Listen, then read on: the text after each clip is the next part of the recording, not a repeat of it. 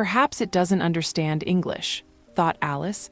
I dare say it's a French mouse, come over with William the Conqueror. For, with all her knowledge of history, Alice had no very clear notion how long ago anything had happened.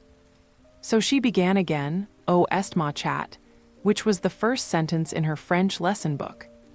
The mouse gave a sudden leap out of the water and seemed to quiver all over with fright.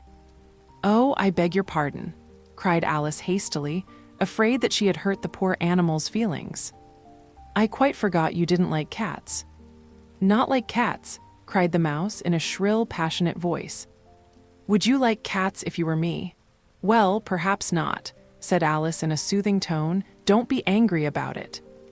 And yet I wish I could show you our cat Dinah. I think you'd take a fancy to cats if you could only see her.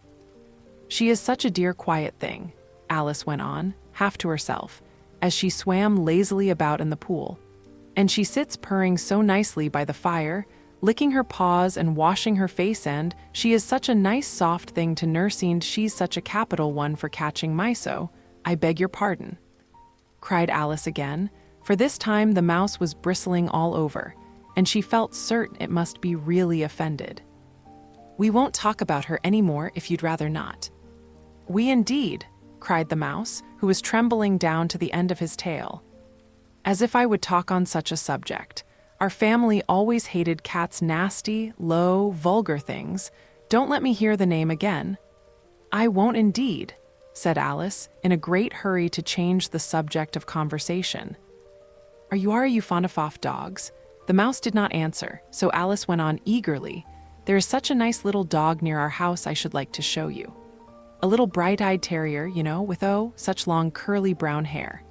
And it'll fetch things when you throw them, and it'll sit up and beg for its dinner, and all sorts of things. I can't remember half of them, and it belongs to a farmer, you know, and he says it's so useful, it's worth £100. He says it kills all the rats and deer," cried Alice in a sorrowful tone. "I'm afraid I've offended it again." For the mouse was swimming away from her as hard as it could go, and making quite a commotion in the pool as it went. So she called softly after it, "Mouse dear, do come back again, and we won't talk about cats or dogs either if you don't like them." When the mouse heard this, it turned round and swam slowly back to her. Its face was quite pale with passion, Alice thought, and it said in a low, trembling voice, "Let us get to the shore, and then I'll tell you my history, and you'll understand why it is I hate cats and dogs."